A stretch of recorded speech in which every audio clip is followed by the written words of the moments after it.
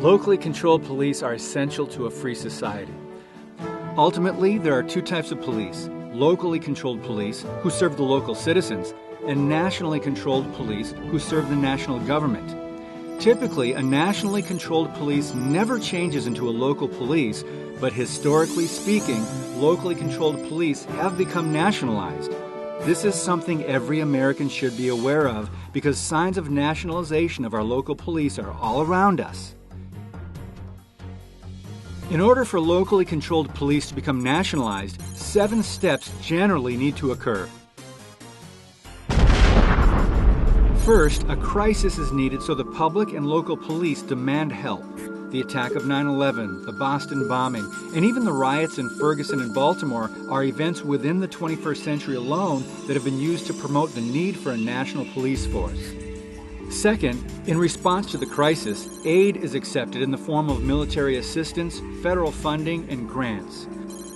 For decades, Congress and the executive branch have used certain programs to quietly transfer military equipment into the hands of the local police departments. This is why many are witnessing the more militarized look of police instead of the iconic boys in blue. For instance, since 1994, Congress has provided more than $14 billion in aid to the COPS Office, which is a component within the Department of Justice, in an effort to advance community policing. This includes grants awarded to more than 13,000 state, local, and tribal law enforcement agencies to fund the hiring and redeployment of more than 126,000 police officers. Third, along with aid comes legislation.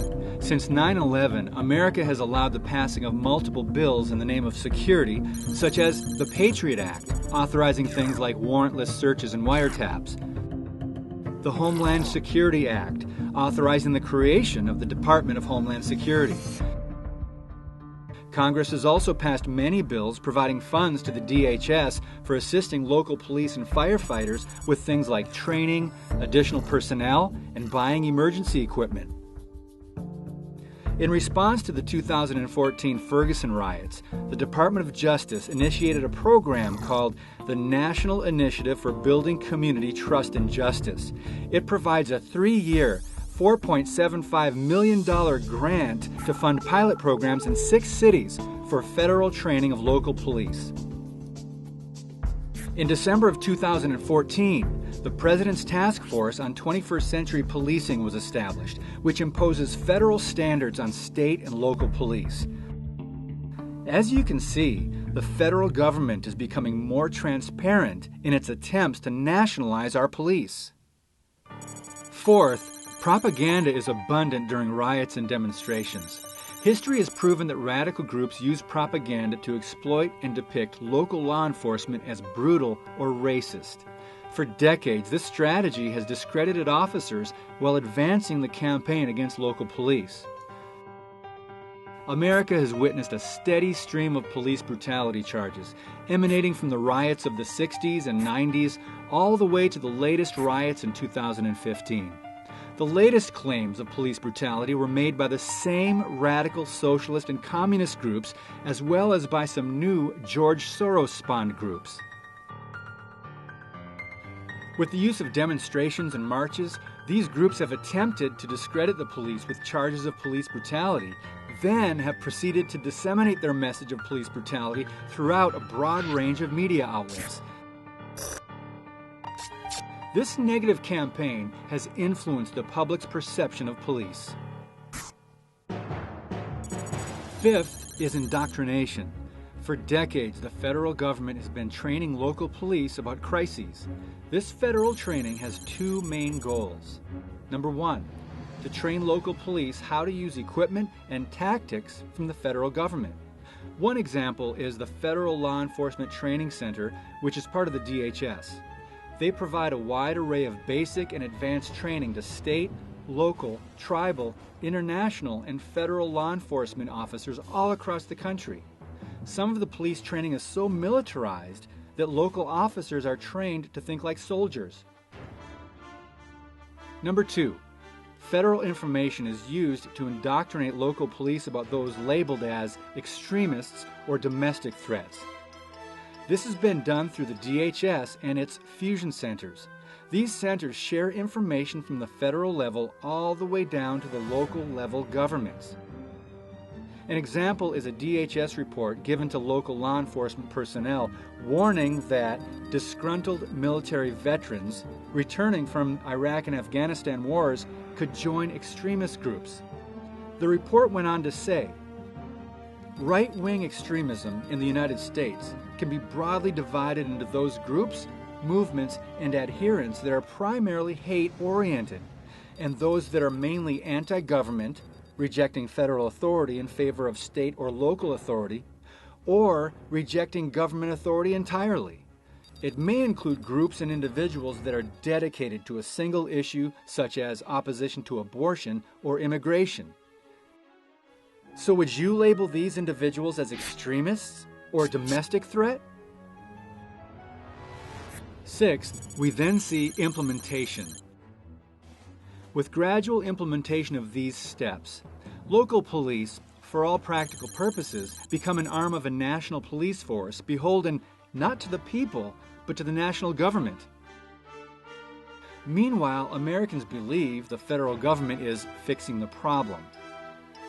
For instance, the reaction to the 2014 Ferguson riots was the creation of the President's Task Force on 21st Century Policing. A few months later, the President stated, "We have a great opportunity coming out of some great conflict and tragedy to really transform how we think about community law enforcement relations." He also referred to the task force's recommendations as pragmatic, common sense ideas. When the final report went public, it revealed specific recommendations for federal management of local police.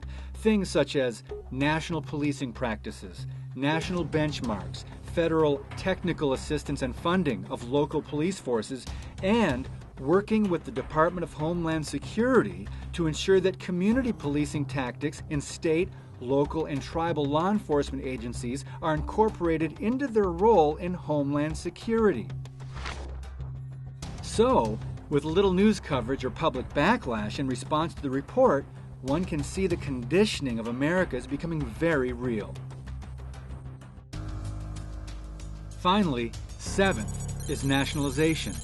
At this point, a true national police force becomes a reality. Local police departments assimilate into a national police force which takes full charge of the responsibilities and duties of previously local and state-controlled law enforcement agencies. Now, as you well know, we are not at this stage yet. However, with the initiatives being promoted by the federal government, many should be alarmed. We as citizens need to realize what the executive branch is attempting. It is an obvious move to gain federal control of local police forces. We need to remember, law enforcement should be a local, not a federal function. Regardless of what is happening, in the end, the Constitution does not authorize a president's national standards for police or the taxpayer-funded bribes being used to impose them nationwide. That means what the federal government is doing regarding policing is unconstitutional. Police departments should be responsible to the local communities that fund them and to those they are supposed to serve. If we want to maintain our freedom, we need to support our local police and keep them independent. Get involved in your local area and make sure your state and local governments work for you.